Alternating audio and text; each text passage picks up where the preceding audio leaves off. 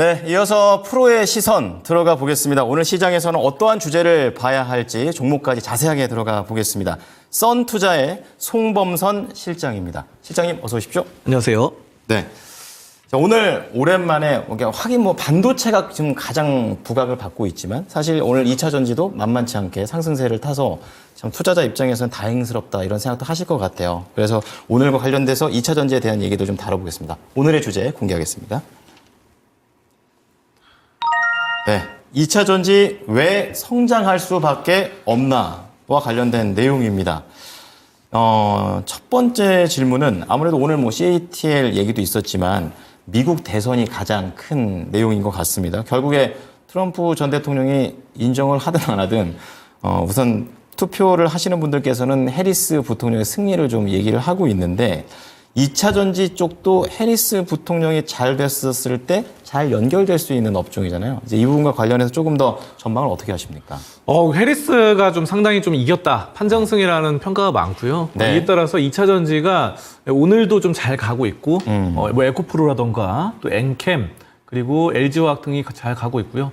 어제 같은 경우도 LG화학이나 삼성 SDI 등등이 올랐습니다. 자, 그렇기 때문에 해리스 같은 경우는 친환경 위주죠. 그렇죠. 그래서 네, IRA를 좀 존속을 좀 지지한다. 바이든의 후계자로서 이런 부분들이 좀 되고 있고 그에 따라서 풍력, 태양광과 함께 지금 2차 전지가 앞으로도 잘 갈 것이다 이렇게 보고 있고요. 수소차가 있지만 수소차 같은 경우는 연료라던가 이런 게 굉장히 비싸요. 자동차도 비싸고 충전소도 비싸고 그리고 여러 가지 비싸기 때문에 충전기도 별로 없어요. 전국에. 그렇기 때문에 현재로서는 친환경으로 또 우리가 자동차 이런 쪽은 2차 전지가 유일한 대안이다. 그래서 앞으로 해리스의 이 열풍에 따라서 2차 전지가 잘 갈 것이다. 이렇게 판단을 합니다. 그렇군요. 자, 그렇다면은 종목들이 다 잘 가고는 있지만 오늘 예를 들어서 셀업체라든지 이런 부분에 대해서는 좀 한정적인 부분으로 가는 건지 아니면 산업 전체가 다 잘 가는지 이 부분도 좀 궁금한데 의견은 어떠십니까? 저는 일단은 셀업체들 전반적으로 잘 갈 것 같아요. 지금 워낙에 또 많이 눌렸었던 부분들이고 삼성 SDI나 오늘은 좀 빠지고 있는데 그래도 삼성 SDI나 아니면 LG 에너지 솔루션 등등이 좀 우리나라의 대장격이니까 잘 갈 것 그렇죠. 같고 네. 그리고 그동안 또 많이 눌렸던 에코프로 네. 에코프로 양극재가 너무 많이 눌렸었는데 이제 이 리튬 가격도 어느 정도 반등을 하는 것 같고 그런 점에 따라서 지금 CATL이 이제 리튬 광산을 지금 중단한다고 했거든요. 네. 그래서 양을 조절한다 해가지고 그에 따라서 양극재가 좀 다시 부각되면 에코프로라던가 여러 가지 포스코홀딩스 등등의 우리나라 굴지의 리튬 관련된 양극재 기업들이 좀 잘 갈 것 같습니다. 네. 자, 그럼 이제 국내 시장의 그런 분위기에 대한 전망 좀 잘 들어봤고요. 그렇다면 해외 쪽에서는 지금 2차 전지 업계에 대해서 상황이 좀 어떻게 흘러가고 있습니까? 해외 쪽에서는 우리나라보다 훨씬 더 긍정적이라 판단을 합니다. 그래요? 네, 왜냐하면 우리나라 같은 경우는 전기차 포비아, 약간 전기차 화재 때문에 여러 그렇죠. 가지 공포 심리가 있는데 해외 쪽에서도 물론 화재 사건이 있어요. 근데 이제 그런 것들은 예전부터 몇 년 동안 꾸준히 되었던 거니까 그러려니 하고 넘어가는 게 좀 많은 것 같고요. 지금 EU 같은 경우 유럽 연합을 좀 말씀드리면요. 네. 지금 정책적으로 지금 이 CO2 배출량을 굉장히 감축하는 법안을 하고 있습니다. 그래서 2025년에 굉장히 2025년에 굉장히 줄일 것이다. 이렇게 발표를 했고요. 이런 규제 정책에 따라서 2차 전지 업계가 힘을 낼 수밖에 없다. 이렇게 보고 있고요. CO2 감축 정책으로 인해서 유럽의 이 전기차 이 판매량 있죠. 이게 41% 증가할 것으로 예상되고 있습니다. 그래서 모건 스탠리에 따라서도 전기차 시장이 가속되고 있고 지금 화면에 보면은 표가 좀 나와 있는데 여러분들이 EU, 유럽 연합에서 지금 공개를 했는데 산업별 탄소 배출량을 보면은 제일 위에 빨간색이 있잖아요. 빨간색이 자동차예요. 그래서 트랜스포트 돼 있죠. 그래서 자동차가 이 탄소 배출량이 가장 높습니다. 이산화탄소를. 그래서 우리가 보통 생각할 때는 공장, 연기, 이런 것들이 산업적으로. 그게 아니네요. 네, 그게 아닙니다. 그게 아니고, 가정에서 일어나는 연기라던가 공장에서 하는 그런 것들은 밑에 보면은 주황색이나 파란색 이렇게 돼 있고요.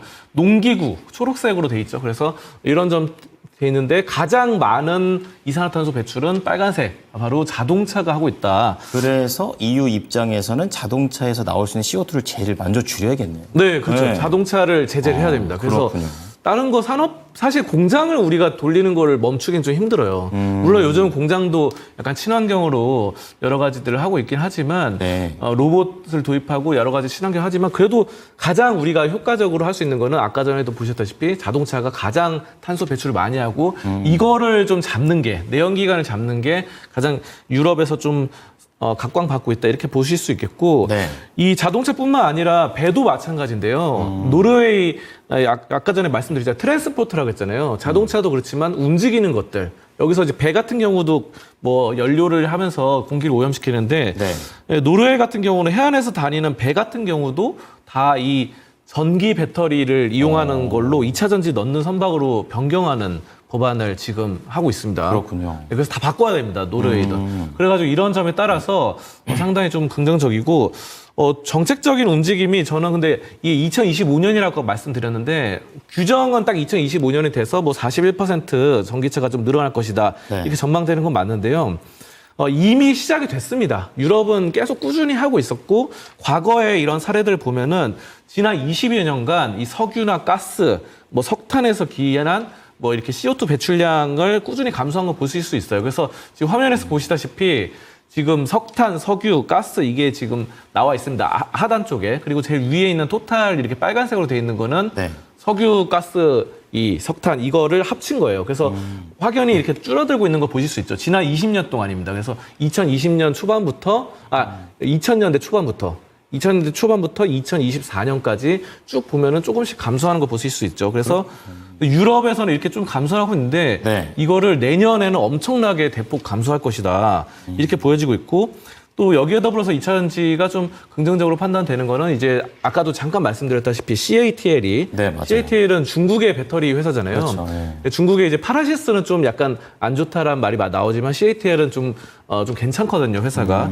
여기서 이제 중국 장시성의 주요 광산, 리튬 생산을 잠정 중단하기로 하면서 이러면서 뭐 리튬 가격이 11%에서 23%까지 상승 가능성이 높아졌습니다. 그래서 우리가 작년 말부터 리튬 가격이 굉장히 고꾸라지고 떨어지면서 양극재 기업들 많이 막 에코프로라던가 이런 기업들이 조정을 받았거든요. 그랬었죠. 네, 그렇기 때문에 이번 리튬 가격이 중국에서 좀 석유 가격도 마찬가지예요. 석유도 이제 막 감축, 감산 뭐 이렇게 해가지고 네, 석유 네. 산유국들이 이제 감산하면은 석유값이 뛰고 이런 것처럼 리튬 가격도 결국은 조절을 하면은 그런 거 다시 반등할 수 있고 이런 점에 따라서 우리가 리튬 2차 전지 쪽에 긍정적으로 판단한다 이렇게 말씀드리겠습니다. 네.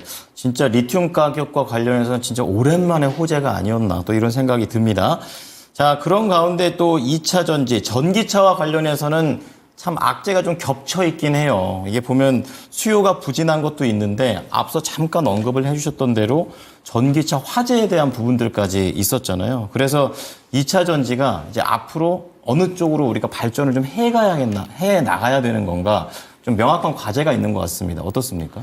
그러니까 이제 이거를 막기 위해서는 뭐 전고체 배터리가 가장 좀 핵심적인 것 같은데 삼성 SDI에서 내년이나 내후년에 이제 양산을 한다고 하는데 이게 좀 약간 아직까지는 양산 단계는 아닌 것 같아요. 그래서 이제 고체 배터리 말고 현재는 뭐 리튬을 사용한 뭐 액체 배터리가 대부분 쓰이고 있고 뭐 그 밖에도 방연을 하는데 이게 지금 그동안 꾸준히 해왔고 이런 것들은 한 차례 업그레이드 해야 되는 부분입니다. 그렇군요. 자, 그래서 지금 제가 현실적으로 봤을 때는 NCM 배터리, 이 NCM 배터리를 개선하는 게 좀 필요하다고 보고요. NCM 배터리는 이제 그거죠.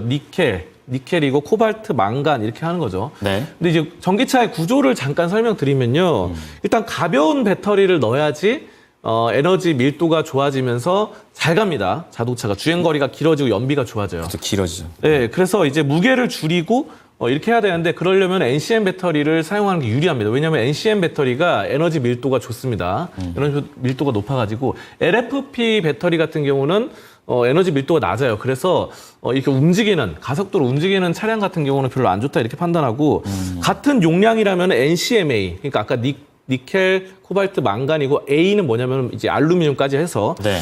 이 NCMA 배터리가 LFP 배터리보다 46% 더 무게가 가볍습니다. 그래서 에너지 밀도가 높아서 잘 나가고요. 다만 이제 이거 안 좋은 점은 네. 니켈이 많아지면 불이 잘 난다는 거죠, 화재. 네, 그래서 니켈이 많아지면은 뭐 코발트나 망간이 좀 함량이 줄어들고 이 안전성을 담당하는 게 줄어들다 보니까 화재가 잘 나는데 그래서 이제 파라시스 최근에 이제 인천 청라에서 났던 화재 사건 같은 경우 네, 네. 파라시스 중국산 배터리를 썼는데 거기서는 이제 이런 NCM 배터리를 좀 잘 만들어야 되는데 잘 못 만든 것 같아요. 비율 조절 같은 것들을. 중요하군요. 네, 그렇죠. 그거 그래서 우리나라의 LNF 같은 기업들은 좀 이런 걸 잘 만들거든요. 자, 그래서 이런 기업들, 우리나라 기업들이 NCM 배터리를 좀 좋은 기술력으로 좀 잘 만들 수 있을 것이다 이렇게 판단하고 네. 그래서 우리나라가 지금 배터리를 잘 만듭니다. 그리고 실제로 이제 한국의 이 현대차와 기아차가 북미 시장, 뭐 미국이나 캐나다 등등에서 가장 많은 이 전기차 판매량을 올리고 있고요. 또 중국 이외의 시장에서 배터리를 가장 많이 생산하고 있어요. 사실 LFP 배터리 같은 경우는 중국에서 많이 하는데 중국 이외의 시장에서 가장 많이 생산하는 국가가 한국이고 네.